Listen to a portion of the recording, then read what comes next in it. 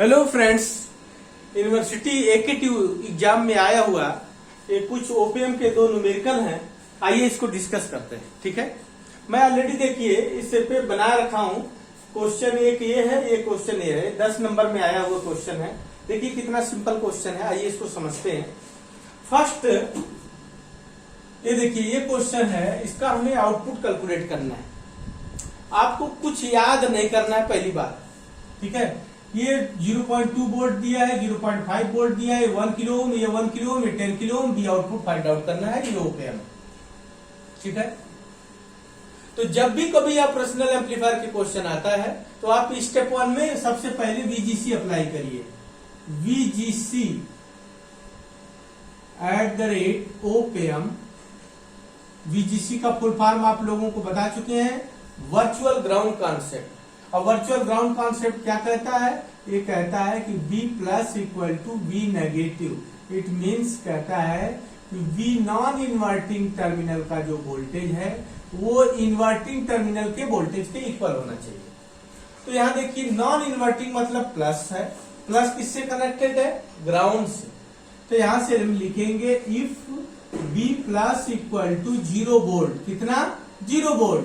Then V negative कहिए, या ये V नेगेटिव वाला है, ये देखिए ये पॉइंट V नेगेटिव कहिए, इसको हमने P पॉइंट कह दिया। V नेगेटिव या BP इक्वल टू क्या हो जाएगा? ये 0 volt according to virtual ground concept. According to virtual ground concept. अब देखिए ये नोड है, क्या है? नोड। यहाँ पे कितनी ब्रांच है? 1 2 3 4 ब्रांच है। तो ये ओपीएम के अंदर की ब्रांच है, ये ओपीएम के अंदर की ब्रांच है, तो इसमें तो करंट इंटर नहीं करती। तो यहाँ पे इस नोड कहिए या जंक्शन कहिए। अब अगला टारगेट होगा आपको पॉइंट पी पे क्या अप्लाई करना है? केसीएल। ये देखिए पी पॉइंट पे केसीएल अप्लाई कर दीजिए। पी पॉइंट पे केसीएल।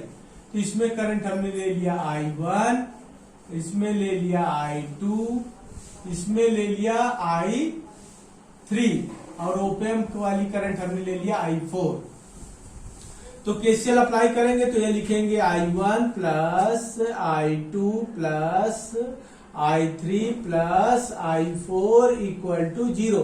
I4 ओपीएम के अंदर की करंट 0 होती है, क्योंकि ओपीएम का इनपुट रेजिस्टेंस इनफाइनाइट होता है। ओपीएम में इनपुट सेक्शन से, ये क्लियर अपने माइंड में बना लीजिए, ओपीएम में इनपुट सेक्शन से कोई करंट इंटर नहीं करती, क्योंकि ओपीएम का आइडियल ऑपरेशनल एम्पलीफायर का इनपुट रेजिस्टेंस इनफाइनाइट होता है। इनफाइनाइट होने की वजह से उसमें कोई करंट इंटर नहीं करती। तो जब भी ओपीएम में चाहे प्लस टर्मिनल हो चाहे माइनस टर्मिनल हो, इनपुट सेक्शन से कोई भी करंट इंटर नहीं करेगी।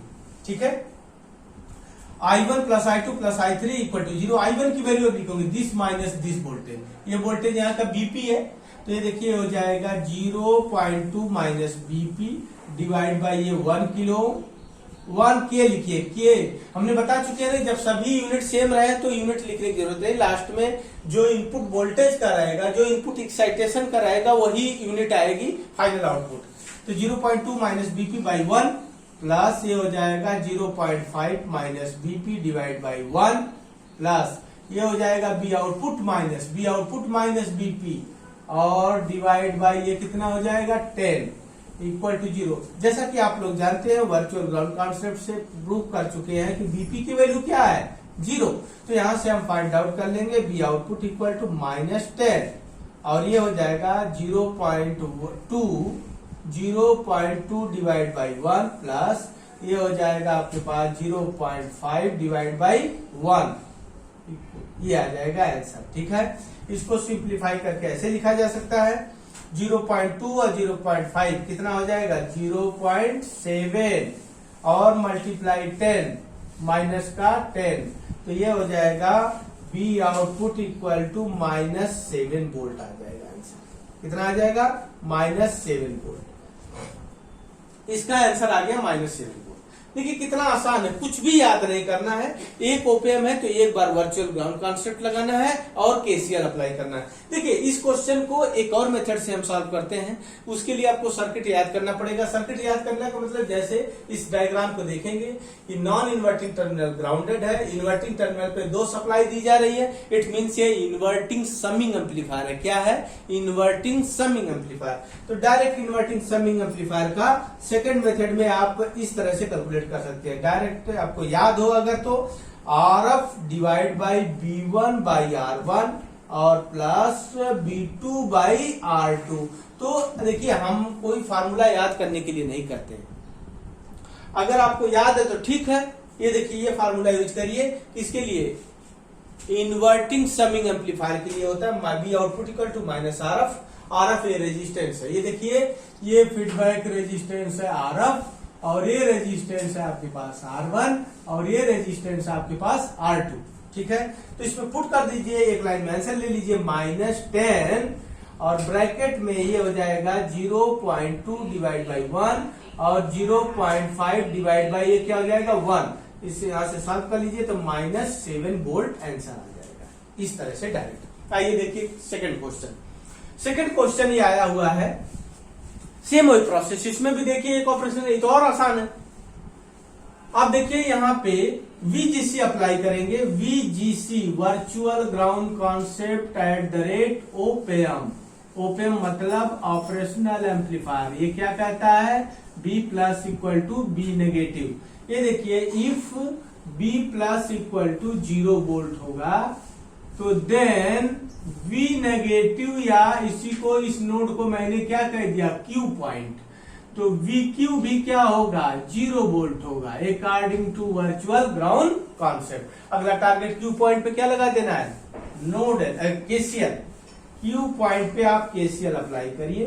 KCL तो इसमें करंट मैंने अपने मन से ले लिया, कोई भी डायरेक्शन ले सकते हैं आप। I1 और ये क्या ले सकते हैं I2 और ये क्या ले सकते हैं I3। तो ये हो जाएगा I1 plus I2 plus I3 equal to 0। तो I3 क्या हो जाएगा 0।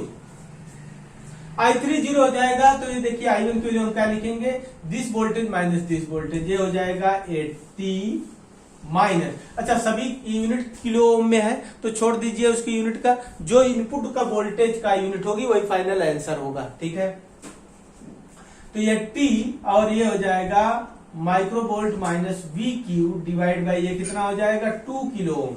2K रखिए 2 बस, प्लस ये हो जाएगा B output minus VQ divide by कितना हो जाएगा 200। ठीक है, जैसा कि आप लोग वर्चुअल ग्राउंड कॉन्सेप्ट से प्रूव कर चुके हैं कि VQ की वैल्यू क्या है 0 है, तो यहां से direct answer B output equal to -200 divide by 2 multiply 80। ठीक है, तो ये देखिए इससे कैंसिल हो जाएगा, ये क्या हो जाएगा 100, तो ये आ जाएगा आपके पास -8000 माइक्रो वोल्ट। ठीक है, अगर माइक्रो को हटाना चाहते हैं तो आप ऐसे कर सकते हैं B output equal to -8 multiply 10 के पावर 3 वहां से कैंसिल हो जाएगा, तो 10 के पावर माइक्रो को मतलब 10 के पावर -6, तो ये माइनस कितना -3 कैंसिल हो जाएगा, -3 बच जाएगा और ये आ जाएगा वोल्ट। ठीक है, इस तरह से कर सकते हैं। देखिए कोई मैंने याद नहीं किया, बेसिकली जो लोग याद किए हैं जैसा कि ये फैमिलियर है इससे कि नॉन इन्वर्टिंग टर्मिनल क्या है ग्राउंडेड है, इन्वर्टिंग टर्मिनल पे वोल्टेज प्रोवाइड किया जा रहा है। इट मीन से कौन सा एम्पलीफायर है? Inverting amplifier. कौन सा? Inverting amplifier. तो इन्वर्टिंग एम्पलीफायर का सीधे आप फाइनल आउटपुट यूज कर सकते हैं। B आउटपुट इक्वल टू होता है -R2 बाई क्या होता है R1 इंटू Vin। ठीक है, तो यहां से देखिए ये रेजिस्टेंस आपके पास R2 है और ये रेजिस्टेंस आपके पास क्या है R1 और ये क्या है Vin है। ठीक है, तो यहां से डायरेक्ट यूज कर सकते हैं -200 डिवाइड बाई 2 मल्टीप्लाई ये कितना हो जाएगा 80 माइक्रो वोल्ट। तो यहां से इसको कैंसिल कर दीजिए तो ये आ जाएगा A माइनस का 8000 माइक्रो वोल्ट, ये आंसर आ जाएगा। तो आप डायरेक्ट ये कर सकते हैं। ठीक है।